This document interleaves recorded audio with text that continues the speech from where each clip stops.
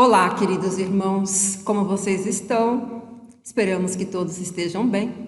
Estamos aqui novamente para mais uma aula do nosso curso de Estudos Espíritas e Educação Mediúnica, módulo 1. Hoje trabalharemos o tema que está no livro básico 1. Vamos trabalhar o Espiritismo, relacioná-lo aí com algumas doutrinas espiritualistas, e também iremos trabalhar o caráter da revelação espírita. E também finalizaremos a aula com uma parábola de Jesus. Então, neste momento, vamos agradecer a oportunidade de estarmos aqui mais uma vez. E vamos pedir a Jesus, nosso Mestre, a Deus, nosso Pai, que nos envolva com sua luz, para que possamos absorver o conteúdo, para que possamos internalizá-los, para que possamos refletir sobre eles e que possamos ser, a cada dia, seres comprometidos com a nossa própria evolução e com o auxílio daqueles nossos irmãos que compartilham conosco a existência. Que Deus nos abençoe. Graças a Deus. Começando então a nossa aula, e aí temos aí a parte A, o Espiritismo e outras doutrinas espiritualistas. Não entraremos em detalhes quanto às doutrinas espiritualistas, apenas faremos uma citação. A nossa preocupação em trazer o conteúdo de hoje está relacionado diretamente ao Espiritismo e falando especificamente do seu caráter. Na parte B, traremos aqui uma parábola, que é a do trigo e do joio, relacionado aí ao Espiritismo e também a doutrina de Jesus. Então, vamos lá? Vamos entender o que é espiritualismo, primeiramente. E Kardec, no Livro dos Médiuns, ele tem um capítulo dedicado ao vocabulário espírita. E para espiritualismo, ele nos ensina que diz-se espiritualismo o que está em sentido oposto ao materialismo. E isso, inclusive, na Academia de França, se utilizava essa definição. E aí nós vamos entender depois por que Kardec cria o termo, então, espiritismo e espírita. Todos os espiritualistas creem na existência da alma espiritual e material. Tem um ser supremo que as dirige, a quem eles se dirigem para entender a sua doutrina, e o espiritualismo é o fundamento de todas as religiões por conta disso. Crê-se na existência da alma e também que a vida continua existindo em um outro plano. No espiritualismo, vamos encontrar diversas religiões, diversas seitas, diversas crenças, e aí temos o catolicismo, por exemplo, o hinduísmo, o protestantismo, o próprio espiritismo, a umbanda, o islamismo, o budismo e muitas outras. Apenas aqui citamos, não entraremos no mérito e na descrição de cada uma dessas doutrinas. Especificamente trabalharemos o espiritismo. O termo espiritualista é dirigido quem quer que creia não existir em nós apenas matéria. Este é o espiritualista, o que absolutamente não implica a crença nas manifestações dos espíritos. Todo espírita é necessariamente espiritualista, mas pode-se ser espiritualista sem ser espírita. Allan Kardec, no Livro dos Espíritos, em 1857, ele traz a definição de espiritismo. Ele traz essa palavra para nós. Para se identificarem as coisas novas, são necessários termos novos. Exige a clareza da linguagem, a fim de que se evite a confusão própria da variedade de sentidos das mesmas palavras. Os termos espiritismo e espírita recordam a origem e o sentido da crença nos espíritos e em suas comunicações com o mundo visível.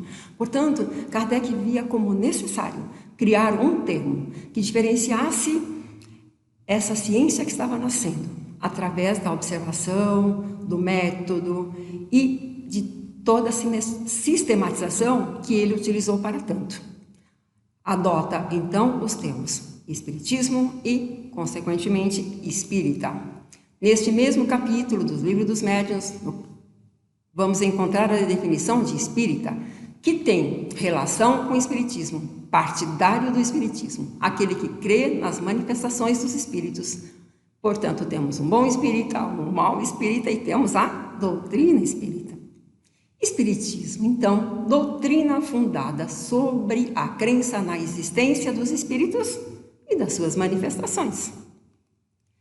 E aí vamos entrar agora nas revelações que nós tivemos e que o Espiritismo está inserido. Deus, a cada momento da humanidade, trouxe essas revelações com o intuito de impulsionar, com o intuito de alavancar, de se trazer conhecimentos que ainda não se tinham.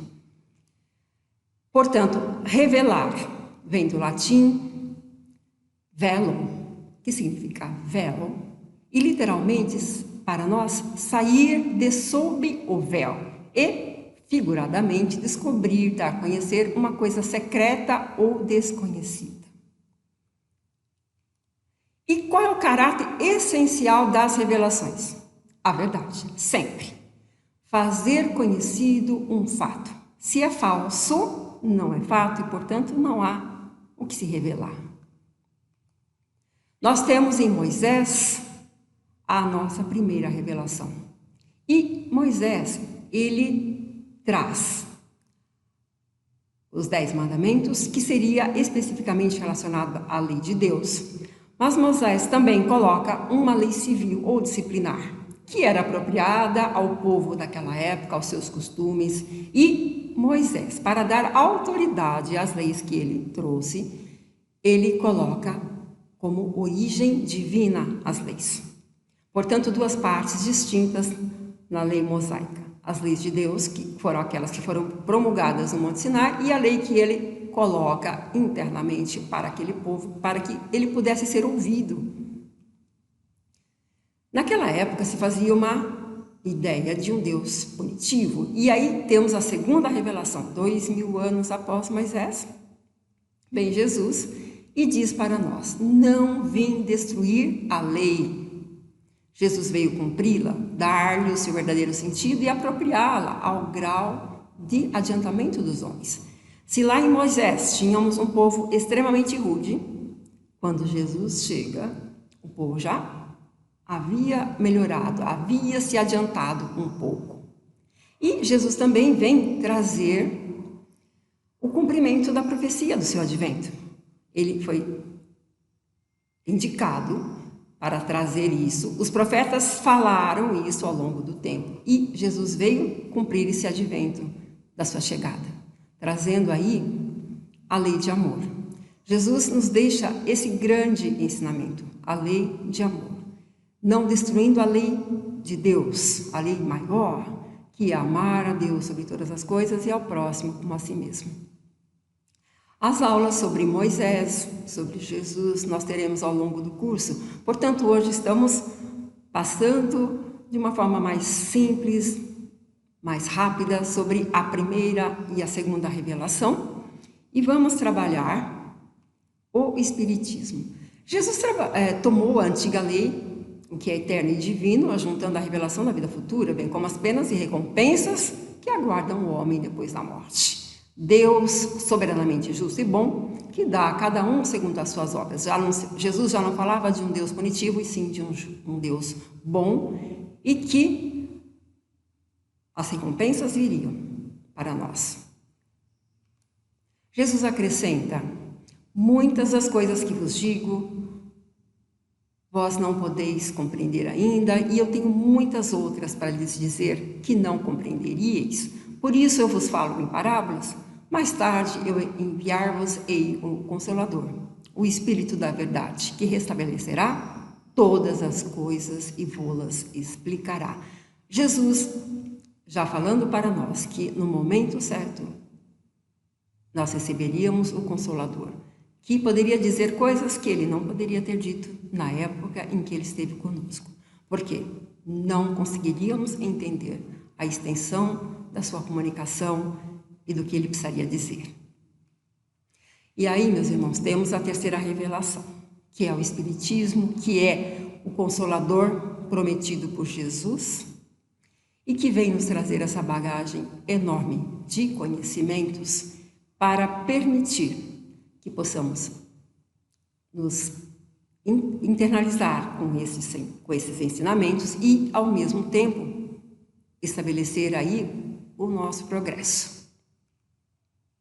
O Espiritismo, nossa irmã Kátia, na primeira aula, já contou para nós, já colocou de uma forma muito brilhante o surgimento, os profetas, os educadores, os filósofos que estiveram envolvidos nesse processo que é longo e que nós temos em Hydesville, nos Estados Unidos, o início aí da sistematização em 1847 com as irmãs Fox.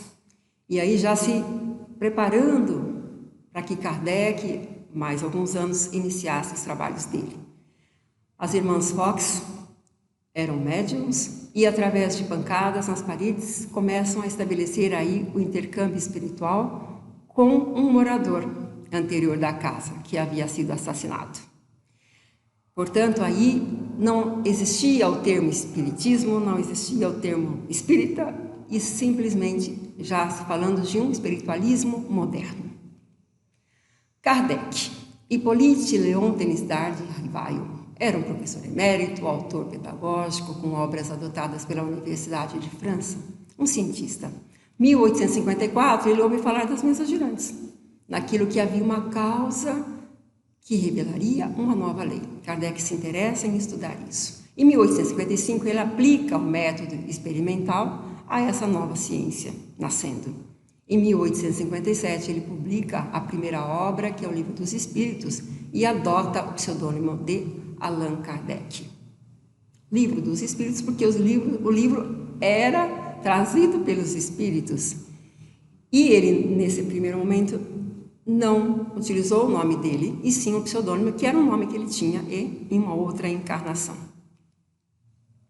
Com a chegada do Livro dos Espíritos, dividido em 4 partes, chegam posteriormente as outras obras da codificação espírita. A primeira parte do Livro dos Espíritos se tem as perguntas relacionadas às causas primárias ou primeiras. A segunda parte já se fala do mundo espírita ou do mundo dos espíritos. A terceira parte das leis morais e a quarta parte relacionadas às esperanças e às consolações. Da primeira parte nasce o livro A Gênese, que é a parte científica da codificação. Da segunda parte, o livro dos médiuns, que trata especificamente da comunicação dos espíritos conosco. A terceira parte, vamos ter aí o Evangelho segundo o Espiritismo, falando das leis morais de Jesus. E a quarta parte, das esperanças e consolações no céu e inferno. Vamos estudar ao longo do curso todos esses livros e os temas abordados neles. Resumindo, então, aqui, Livro dos Espíritos, causas primárias, mundo dos espíritos, leis morais, esperanças e consolações. Livro dos médiuns, os fenômenos da comunicação entre encarnados e desencarnados. O Evangelho segundo o Espiritismo, avaliando aí o Evangelho sob a ótica da doutrina espírita, de uma forma bastante simples. Céu e Inferno, com 2 partes. A primeira é um exame crítico sobre muitas crenças católicas e as suas incoerências, com conhecimento já vigente na época de Kardec. Na segunda parte do livro, dezenas de diálogos de espíritos, os quais narram as suas impressões e trazem as suas experiências aí além do túmulo. A Gênese aborda diversas questões de ordem filosófica e científica, como a criação do universo, a formação dos mundos, o surgimento do espírito, segundo o paradigma espírita de compreensão da realidade. Vamos aqui falar do Espiritismo, que ele não se personificou em um indivíduo, é o fruto de um ensino coletivo, uma pleiade de espíritos superiores, comprometida com esse trabalho. Ele surge simultaneamente em milhares de pontos diferentes e por uma multidão de intermediários que se tornaram centros ou focos de radiação, que estrategicamente colaborou para a sua rápida propagação. Kardec, ao elaborar a codificação espírita, trabalhou com médiuns diversos, em muitas cidades, em muitos países, e as mesmas perguntas eram feitas a esses médiuns, e ele tinha o trabalho depois de verificar que as respostas eram as mesmas a trabalhar a parte de codificação. E aí temos uma colocação do Espírito de Verdade no prefácio do Evangelho segundo o Espiritismo, que foi uma instrução recebida aí por via mediúnica e que resume a um tempo verdadeiro o caráter do Espiritismo. Os Espíritos do Senhor, que são as vozes dos céus, qual o imenso exército que se movimenta ao receber as ordens dos seus comandos, espalham-se pela superfície da terra e, semelhante a estrelas cadentes, vêm iluminar os caminhos e abrir os olhos aos cegos. Eu vos digo em verdade que são chegados os tempos em que todas as coisas hão de ser restabelecidas no seu verdadeiro sentido, para dissipar as trevas, confundir os orgulhosos e glorificar os justos. Continuando, as grandes vozes do céu ressoam como sons de trombetas e os cânticos dos anjos se lhe associam. Nós os convidamos a vós, homens, para o divino concerto. Tomai da lira, fazer uníssonas vossas vozes, e que num hino sagrado elas se estendam e repercutam de um extremo a outro do universo. Homens, irmãos, a quem amamos, aqui estamos juntos de vós. Amai-vos também uns aos outros e dizei do fundo do coração, fazendo as vontades do Pai que está no céu. Senhor, Senhor, e podereis entrar no reino dos céus. Meus irmãos, aí um convite a todos nós, para que estudemos e coloquemos essas verdades em nossas vidas. Jesus, ele, quando esteve conosco, disse: eu não venho destruir a lei, mas dar-lhe cumprimento, se referindo às leis de Deus, às leis que Moisés havia trazido. O Espiritismo nos diz: não venho destruir a lei cristã, mas dar-lhe cumprimento. Portanto, o Espiritismo nada ensina ao contrário do ensinamento do Cristo, mas o desenvolve, completa, explica em termos claros para todos o que foi dito de forma alegórica. Portanto, o Espiritismo vem cumprir o que o Cristo anunciou. É uma obra do Cristo e o Cristo preside essa obra. Portanto, percebemos que há toda uma relação da primeira revelação com Moisés, Jesus vindo dar cumprimento ao que Moisés nos trouxe e de uma forma ampliada, e aí vem o Espiritismo nos fortalecer quanto aos ensinamentos de Jesus, nos trazer o conhecimento do mundo espiritual e nos ensinar o amor de uma forma intensa. O Espiritismo, ele revela aos homens, por meio de provas irrecusáveis, a existência e a natureza do mundo espiritual e as suas relações com o mundo material. Estamos juntos, isto é, o mundo físico e o mundo espiritual interagindo o tempo inteiro. Mostra o mundo espiritual não mais como um sobrenatural, mas pelo contrário, como uma das forças vivas e atuantes da natureza, como a fonte de uma infinidade de fenômenos até então incompreendidos. E aí vamos ter no capítulo 1 da Gênese caracteres da revelação espírita para entendermos um pouco melhor essas exposições anteriores relacionadas ao espiritismo. E aí, falando dos reveladores, o Kardec nos ensina aí com os espíritos que os professores, e aí podemos estender aos nossos professores aqui encarnados, que eles são reveladores de segunda ordem. Eles nos ensinam o que aprenderam. E fala também dos reveladores que são cientistas ou homens de gênio. São reveladores de primeira ordem, ensinam aquilo que descobriram. E as ciências revelam incessantemente mistérios da natureza. O que era mistério anteriormente passa a não ser. E aí temos a doutrina espírita com esse caráter. E os filósofos são reveladores? Sim, revelam as verdades morais, e as verdades morais são elementos essenciais para o progresso. E as religiões também tiveram seus reveladores? Sim, todas as religiões têm tido seus reveladores que, embora longe do conhecimento total da verdade, têm a sua razão de ser providencial e apropriados ao tempo, ao grupo que estará ali. E os profetas semearam esses germes do progresso.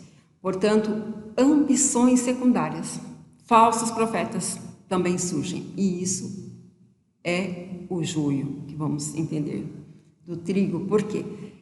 Sendo humanos, muitos dão o entendimento que acham que devem dar aos ensinos que são trazidos pelos profetas, ou mesmo falando aí da doutrina de Jesus. Quantas interpretações falsas nós tivemos ao longo do tempo. Portanto, a revelação espírita, ela tem origem divina, porque Deus decide trazê-la através de Jesus presidindo esse trabalho. É uma iniciativa dos espíritos aí que trabalham com Jesus, espíritos de alta hierarquia, e foi elaborada pelo trabalho do homem aí com Kardec e a equipe de médiuns que trabalhou para que a codificação espírita fosse colocada aí nos livros que nós conhecemos. Portanto, entendemos aí a revelação espírita com duplo caráter. Divina, porque é providencial, pois não é resultado da iniciativa do homem, e sim dos ensinamentos dados pelos espíritos encarregados por Deus de esclarecer os homens sobre as coisas que ignoravam. Científica, também, porque tais ensinamentos são proporcionais a todos os indivíduos pela mesma forma, isto é, pelo trabalho da observação e pesquisa. É deduzida do trabalho do homem. Vamos entender um pouco mais logo à frente. Portanto, o Espiritismo aí temos dois elementos que regem o universo, elemento espiritual e o elemento material, espírito e matéria. Da ação simultânea desses dois elementos nascem os fenômenos especiais, que por muito tempo ficaram no campo do sobrenatural. São leis da natureza, mas que até então não se poderia entender. Esses fenômenos são abundantes nas escrituras, mas pela falta de conhecimento das leis que os regem, se tornaram incompreendidos até que o Espiritismo chegasse. Meus irmãos, podem colocar aí no chat os seus comentários para aqueles que estão vendo aqui ao vivo e fiquem à vontade para questionar também. O Espiritismo utiliza o método científico. Ele procede da mesma forma que as demais ciências positivas, portanto, utilizando o método experimental. Fatos são observados, comparados, analisados, e partindo dos efeitos às causas, chega-se à lei que os rege. Depois deduz as consequências e busca as aplicações úteis. Ele não estabelece nenhuma teoria. Não se apresenta como hipótese nem a intervenção dos espíritos, nem o perispírito, nem a reencarnação e nem quaisquer outros princípios da doutrina. Conclui-se pela existência dos espíritos, porque esta existência resultou na evidência, observação dos fatos. O Espiritismo aqui trabalhando cientificamente com a realidade dos fatos. E nós vamos ver um exemplo daqui a pouco. Não foram os fatos que vieram posteriormente confirmar a teoria, mas foi a teoria que veio subsequentemente explicar os fatos. O Espiritismo é a ciência da observação e não produto da imaginação. Vamos pegar aqui um exemplo. Certos espíritos, ao passarem para o mundo espiritual, não creem estarem mortos para a vida terrestre. Pois bem, os espíritos superiores, eles já sabem disso. Eles não vieram dizer antecipadamente isto. Há espíritos que creem viver a vida terrestre, que conservam seus gostos e hábitos. Não. Os espíritos superiores, eles provocaram a manifestação de espíritos dessa categoria para que fossem observados e que fosse deduzido essa regra.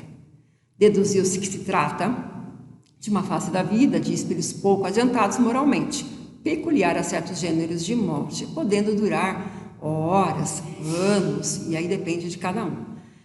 A situação a ser identificada, o fato, ele era colocado ali, era provocado para que, em contato com o fato, isso pudesse ser deduzido e a lei entendida, que a lei viria na sequência desse entendimento. Por isso que não foram os fatos que vieram posteriormente confirmar a teoria, mas foi a teoria que veio subsequentemente explicar os fatos. Portanto, vamos ter muito claro que ciência e espiritismo se completam. Ciência sem o espiritismo não consegue explicar certos fenômenos unicamente pelas leis materiais. E o espiritismo sem a ciência ficaria sem apoio e sem exame, trabalhando aí com o método para chegar às leis espirituais, às leis da natureza que envolvem o espírito. E aí temos aqui algumas situações, alguns relatos nesse capítulo da Gênesis, que o espiritismo trabalha. E aqui coloquei de uma forma resumida, e os irmãos poderão depois ler esse capítulo, que é muito completo e muito útil para o nosso entendimento. O espiritismo define os laços que unem o espírito ao corpo. O homem sabe de onde vem, para onde vai. O espírito progride sem cessar através das reencarnações sucessivas. Todos os espíritos têm o mesmo ponto de partida e com livre-arbítrio. O homem sabe que não há criaturas deserdadas, nem umas mais favorecidas que outras. Não há seres voltados de forma perpétua para o mal e ao sofrimento. Todos os seres gravitam para um objetivo comum, que é a perfeição, e isso pelo seu esforço, que pelas relações que o homem pode estabelecer com os que deixaram a Terra, possui a prova da individualidade da alma e compreende a solidariedade que liga os vivos e os mortos. Estamos em planos distintos, mas juntos. Não há separação. Estamos em contato com os nossos irmãos desencarnados o tempo todo. Somos intuídos por eles, somos influenciados, somos auxiliados. E isso de acordo com o que nós carregamos, com os nossos sentimentos, com as nossas vibrações. Pelo estudo da situação dos espíritos, o homem sabe que a felicidade ou a infelicidade na vida espiritual são inerentes ao grau de perfeição e imperfeição. Passamos de um lado para o outro do jeito que somos, e aí vamos galgando status, vamos crescendo espiritualmente. A pluralidade das existências é uma das leis mais importantes reveladas pelo Espiritismo. Elas são necessárias para o nosso progresso. Não há como atingir a perfeição em uma única existência. Crescemos espiritualmente, intelectualmente, na medida que temos as oportunidades para isso. E esse crescimento é exercido de uma forma intensa nas oportunidades que temos encarnados. E aí, no plano espiritual, vamos também estudando e angariando conhecimentos. Mas aqui na matéria temos as nossas melhores experiências, no sentido de aprendermos os valores que nos projetam para uma situação mais evoluída. O espiritismo experimental estudou as propriedades dos fluidos espirituais e a sua ação sobre a matéria. Demonstrou a existência do perispírito, que é o nosso corpo, que transitamos com ele no mundo espiritual. Deixamos aqui o nosso corpo físico ao desencarnarmos, mas continuamos com um corpo parecido com esse no plano espiritual. E lá vamos trabalhar intensamente também. E aí, uma questão importante. O Espiritismo é uma religião? E vamos encontrar a explicação de Kardec, a definição de Kardec, numa obra de Kardec que se intitula O que é o Espiritismo, que foi publicada em 1859, que é uma forma de explicar o Espiritismo que foi trazido no Livro dos Espíritos, de uma forma mais simples. E ele diz o seguinte: o Espiritismo é, ao mesmo tempo, uma ciência de observação e uma doutrina filosófica. Como ciência prática, ele consiste nas relações que se estabelecem entre nós e os espíritos. Como a filosofia compreende todas as consequências morais que dimanam dessas mesmas relações. E aí ele explica que, não tendo o Espiritismo nenhum dos caracteres de uma religião, na acepção usual do vocábulo, não podia nem devia enfeitar-se com um título sobre cujo valor as pessoas inevitavelmente ter-se-iam equivocado. Eis porque simplesmente se diz doutrina filosófica e moral. E ele complementa: as reuniões espíritas podem, pois, ser feitas religiosamente, isto é, com o recolhimento e o respeito que comporta a natureza grave dos assuntos que elas se ocupam. Pode-se, mesmo na ocasião, fazer preces, que em vez de serem ditas em particular, são ditas em comum, sem que, por isto, as tomem por assembleias religiosas. Não penseis que isso seja um jogo de palavras. A nuance é perfeitamente clara e a aparente confusão é devida à falta de um vocábulo para cada ideia. Meus irmãos, os Espíritos sempre nos falam que a pobreza da linguagem, da língua, fica impossibilitado de se trazer um conhecimento de uma forma mais ampla. E aqui se referindo ao Espiritismo como doutrina filosófica e como ciência, o termo religião não caberia a ela, em função da acepção desse vocábulo. Nós entendemos religião como comunhão de pensamentos, e se analisarmos esse aspecto, nós temos aí que Kardec nos fala nesse trecho, que as reuniões espíritas elas são feitas religiosamente, isto é, com o recolhimento e o respeito que se comporta a natureza desses assuntos que ela se ocupa. Mas não se atribui à doutrina espírita a expressão uma religião, e sim uma doutrina filosófica e uma ciência que trata aí da relação do mundo físico com o mundo espiritual. Herculano Pires, filósofo, escritor, tradutor das obras de Kardec, um dos tradutores das obras da codificação espírita. Foi jornalista, acadêmico, nasceu na cidade de Avaré em 1914 e desencarnou em São Paulo em 1979 e nos deixa inúmeras obras aí relacionadas ao Espiritismo. E hoje tomamos aqui esse livro, Agonia das Religiões, em um capítulo em que ele analisa o misticismo que envolve as religiões espiritualistas. E ele coloca assim, no capítulo 10, que tem o título Magia e Misticismo. O misticismo nasceu das manifestações naturais da faculdade mediúnica e da falta de condições culturais para o seu estudo racional. A mística experiência de Deus das religiões dogmáticas depende das práticas místicas e de uma concepção antirracional do mundo e da vida. O tempo das igrejas está chegando ao fim, como chegou o dos mistérios na antiguidade.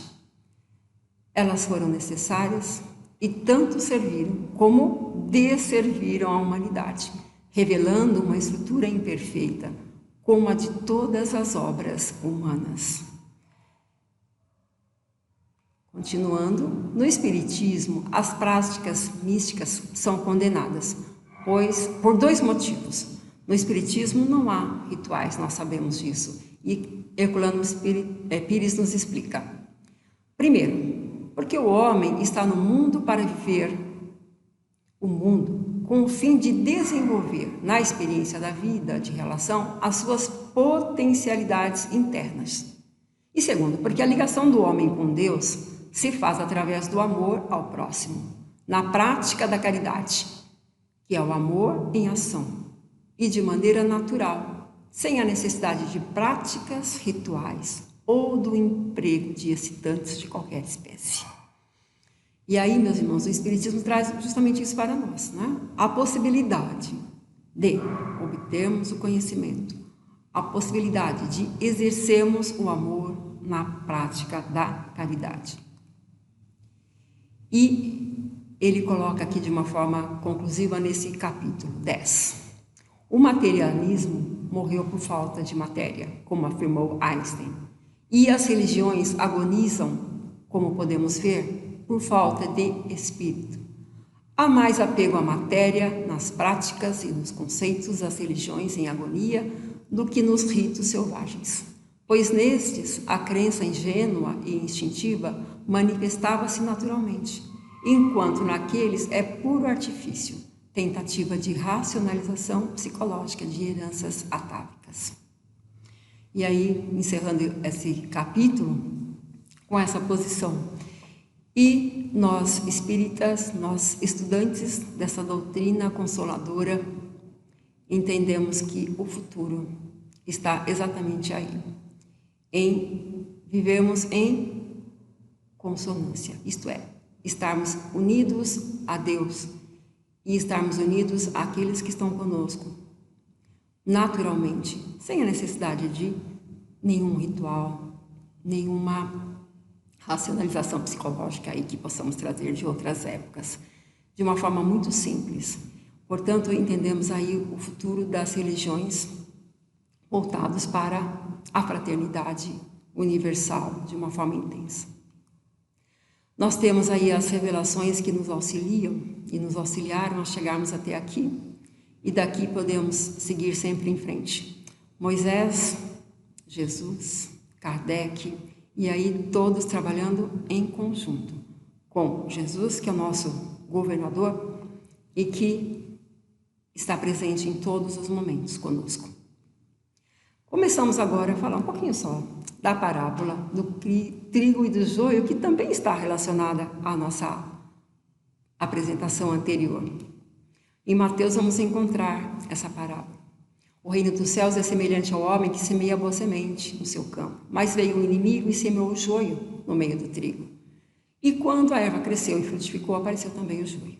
Aí os servos perguntam ao Senhor se deveriam arrancá-lo. O Senhor disse, não, deixai crescer ambos juntos até a ceifa. E por ocasião da ceifa, direi aos ceifeiros, colhei primeiro o joio e atai-o em molhos para queimar, e o trigo vamos guardar no celeiro.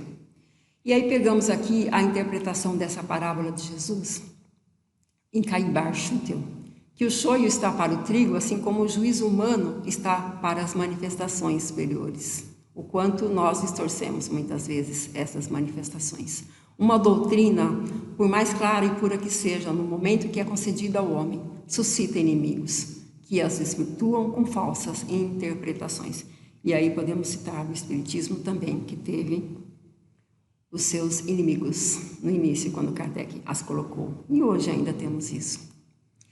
Caim Bar Schutel coloca que a doutrina de Jesus, embora de nitidez incomparável, não podia deixar de sofrer essa mal-sinada transubstanciação, tornando-a ignorada e incompreendida.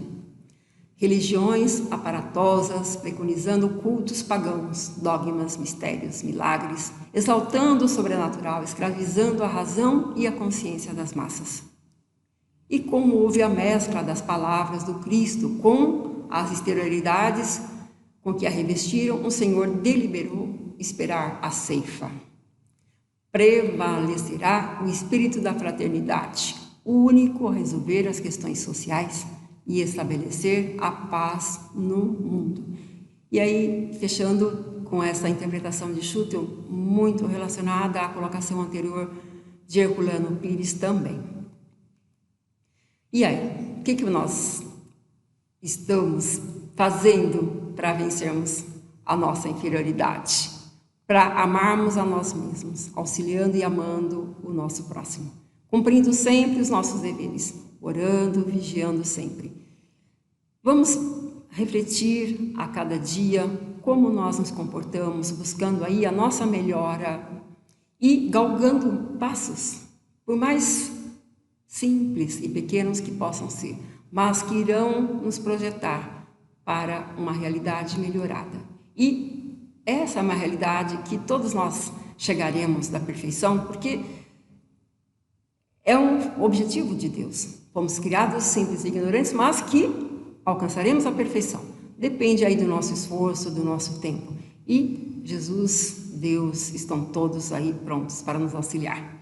Basta que nós façamos a nossa parte. Lembremos sempre de Jesus, que está conosco, e aí temos o Espiritismo para nos auxiliar todos os dias. Busquemos esses ensinamentos no Evangelho, no Livro dos Espíritos, na Gênese, em todas as obras. E vamos estar aí caminhando sempre. Temos a biografia aí nas obras da codificação e em Caim Bar Schutel. E neste momento, encerrando esse trabalho, agradecendo a espiritualidade presente, agradecemos a cada um dos irmãos que puderam estar conosco, que estarão conosco em outras oportunidades. E que imbuídos desses nossos melhores sentimentos, possamos caminhar sempre firmes na busca do nosso propósito de crescimento, nossa busca intensa de amarmos a nós mesmos e ao nosso próximo, e reconhecendo que estamos sendo amparados em todos os momentos. Muito obrigada a vocês, obrigada espiritualidade, e até o nosso próximo encontro. Graças a Deus.